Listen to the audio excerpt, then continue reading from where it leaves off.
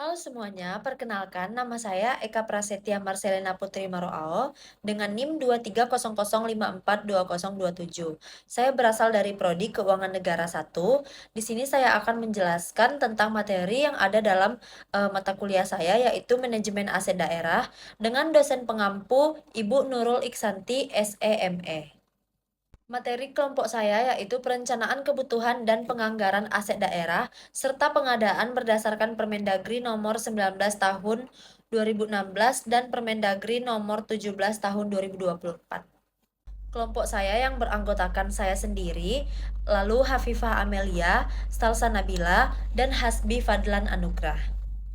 Materi yang pertama yaitu perencanaan kebutuhan aset daerah. Proses sistematis untuk mengidentifikasi dan merumuskan kebutuhan barang atau aset milik daerah dalam rangka mendukung penyelenggaraan pemerintah, pembangunan, dan pelayanan masyarakat.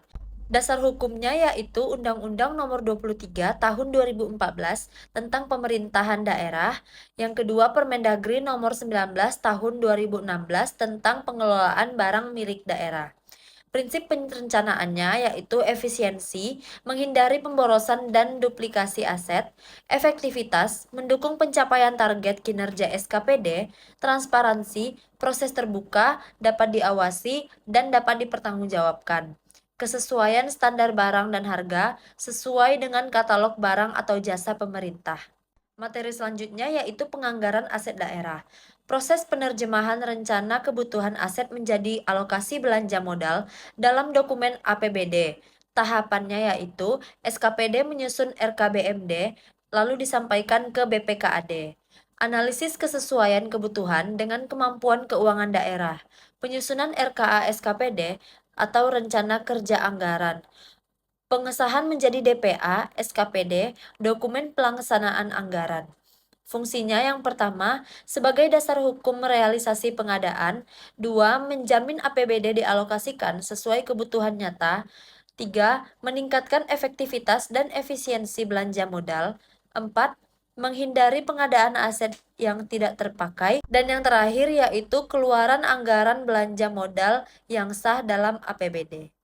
Pengadaan aset daerah, metode pengadaannya yaitu tersedia pembelian, pembangunan atau pembuatan, tukar-menukar, hibah atau sumbangan, serta sewa beli, sewa guna usaha, atau bentuk sah lainnya. Prinsip pengadaannya yaitu efisien, tepat biaya, efektif, tepat guna dan hasil, transparan terbuka untuk publik, akuntabel dapat dipertanggungjawabkan, dan kompetitif melalui persaingan sehat.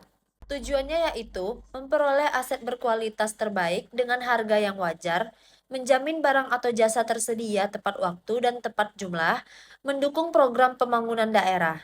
Tujuan perencanaan, penganggaran, dan pengadaan aset daerah yang pertama, menjamin ketersediaan aset sesuai kebutuhan SKPD, mendukung kelancaran tugas pemerintahan dan pelayanan publik, mencegah tumpang tindih dan pemborosan aset, meningkatkan akuntabilitas serta transparansi keuangan daerah, mengoptimalkan pembangunan aset daerah untuk pembangunan jangka panjang, menjadi dasar pengendalian dan pengawasan dalam pengelolaan BMD. Dari materi yang udah saya sampaikan tadi, kita bisa mengambil kesimpulan yaitu manajemen aset daerah merupakan elemen penting dalam mendukung pelaksanaan pemerintahan dan pengembangan karena aset memiliki nilai ekonomi serta fungsi strategis untuk layanan publik dan peningkatan pendapatan asli daerah atau PAD.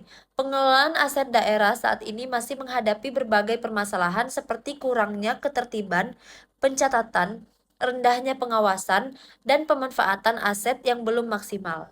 Permendagri nomor 19 tahun 2016 dan nomor 7 tahun 2024 memberikan arahan yang menekankan prinsip akuntabilitas, transparansi, serta efisiensi dalam pengelolaan aset.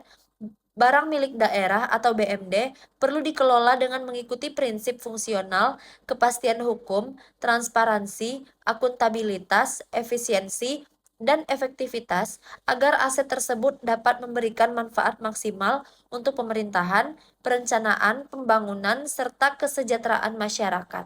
Sekian materi dari saya. Jika ada kesalahan, mohon dimaafkan. Terima kasih.